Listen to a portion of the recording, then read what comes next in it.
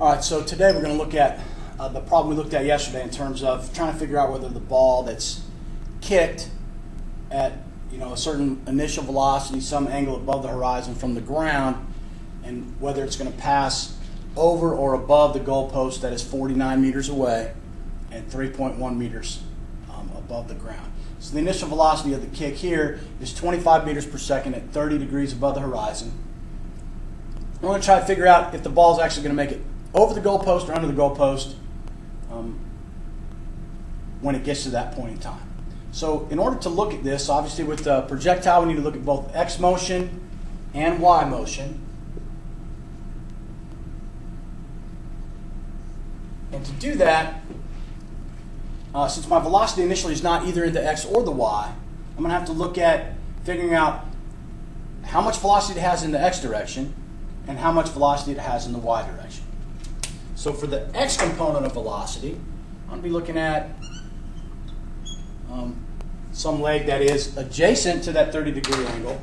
So to calculate that initial velocity X, right, I'm going to use a cosine of theta times V, or in this case, cosine of 30 times 25, which gives me a velocity in the X direction initially of 21.65 meters per second X.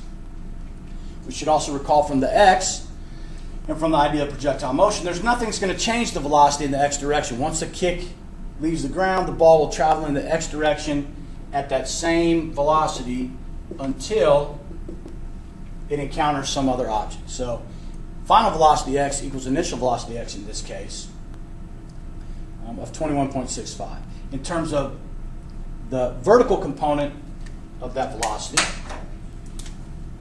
we use the blue to represent the sky. We have sine of theta times V, or in this case, my initial velocity in the Y direction should be sine 30 times 25, or 12.5 meters per second Y.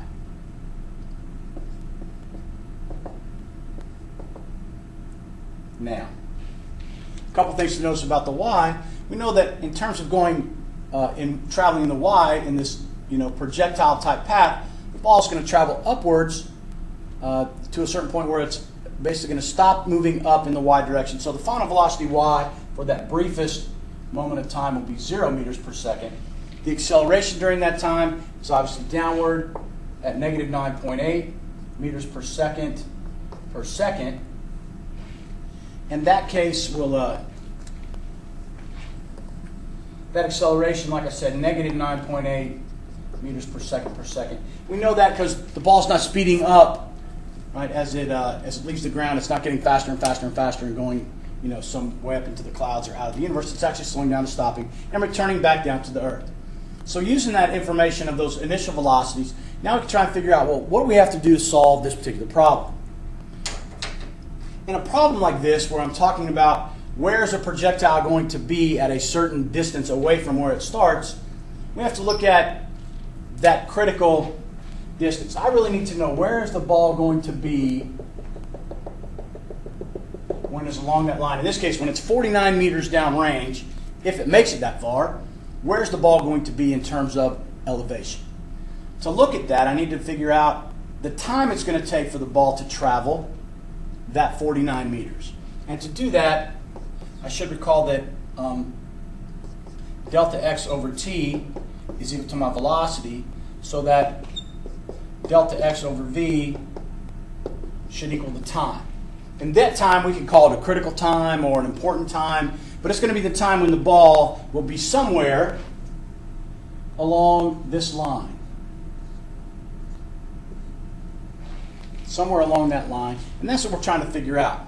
So to look at that, I look at my 49 meters over 21.65 meters per second. Gives me a time of 2.26 seconds.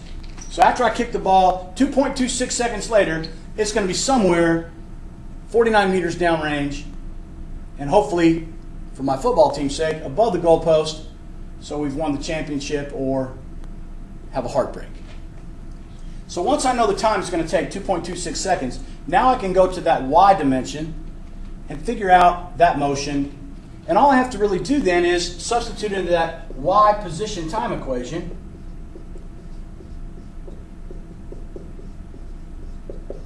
Y equals my initial position y naught plus v naught t plus 1/2 at squared, and figure out that final height at 2.26 seconds. So to do that, I look at y equals 0 because it starts on the ground. My initial velocity 12.5 times 2.26 seconds minus 1/2 of 9.8 times 2.26 squared. Those values, then 0 plus 28.25 meters,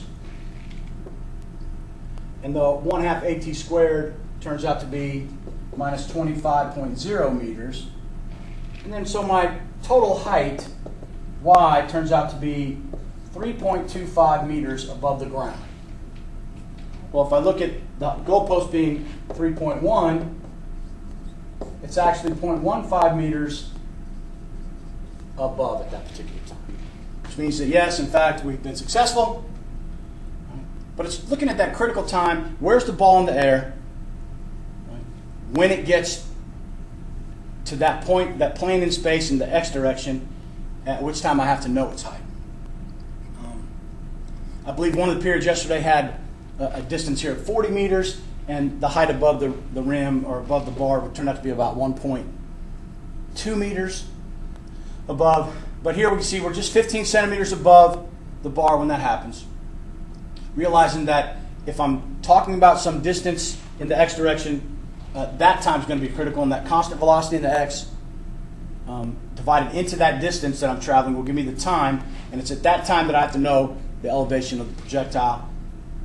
And then I use, like I said, that y motion position time equation to relate how high it is at that particular time when it starts going up and then coming down. Now there's no way to tell in this case whether the ball is still traveling up, right? Whether it's still traveling up or whether it's actually coming down. Now in this case, since we're only 0.15 centimeters above, I would make the assumption that it's almost at the end of its trajectory and it's barely above, on its way back down. If we had some faster x velocity where we were kicking it at some other angle, we could still be, on the rise, still going up and reach our peak some other place down there. 50 meters away, probably not, realistically, but you could see how we could have, like I said, the ball still rising and going up, or actually coming down from its trajectory almost near the end.